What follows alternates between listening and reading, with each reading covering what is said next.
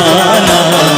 आएगा गुड़ियों को डाले दाना, आएगा गुड़ियों को डाले दाना।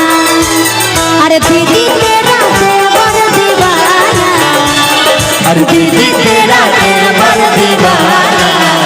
आएगा गुड़ियों को डाले दाना, आएगा गुड़ियों को डाले दाना।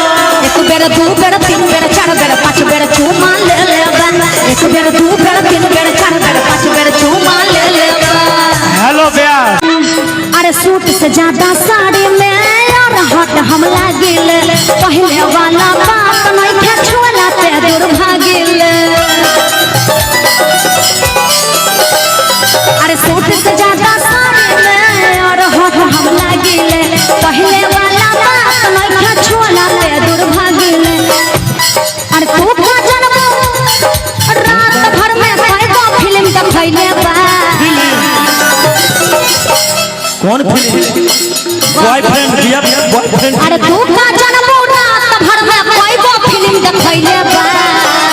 अरे एक बेर दू बेर तीन बेर चार बेर पाँच बेर चूमा ले लेबा। एक बेर दू बेर तीन बेर चार बेर पाँच बेर चूमा ले लेबा। एक बेर दू बेर तीन बेर चार बेर पाँच बेर चूमा ले लेबा।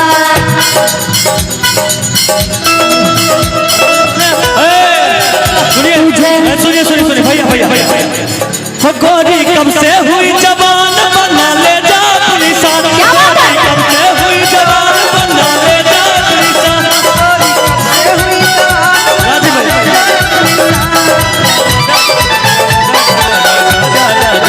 हो गोरी कब से हुई जवान बना ले जा अपनी शान।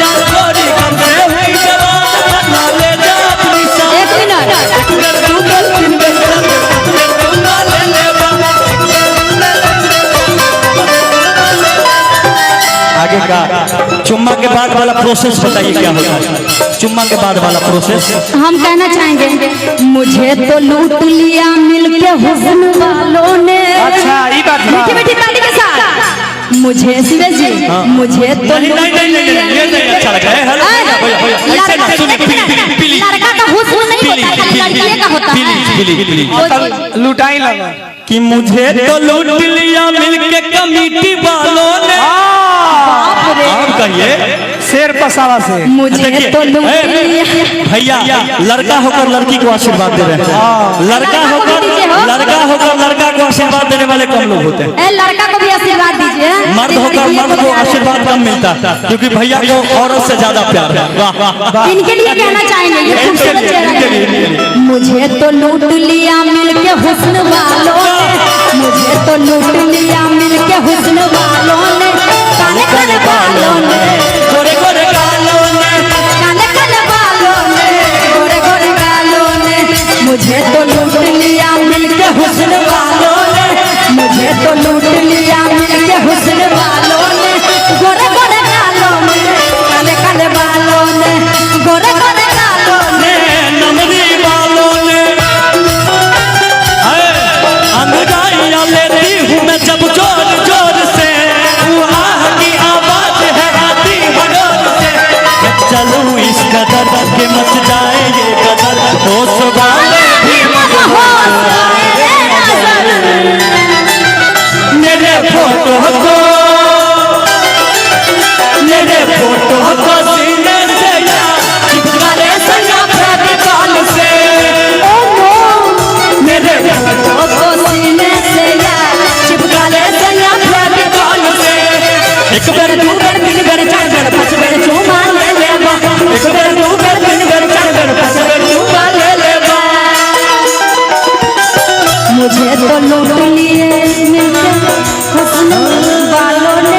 डम डम दिगा दिगा मौसम भिगा भिगा, डम डम दिगा दिगा मौसम भिगा भिगा।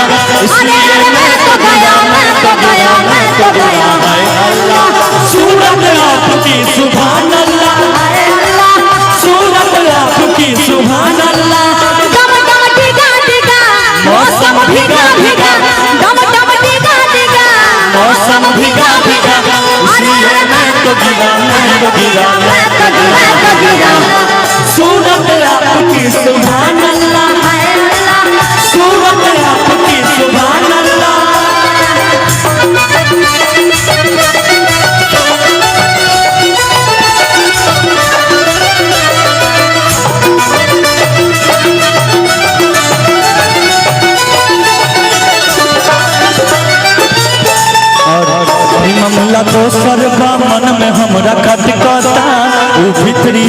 हमरा दुआरे पर चौकता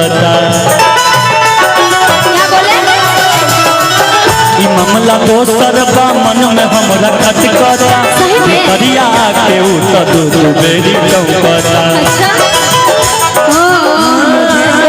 लिया मिल के हुस्न वालों ने हमरा तो के तू तो गई बालों में काले काले बालों में गोरे गोरे बालों में काले काले बालों में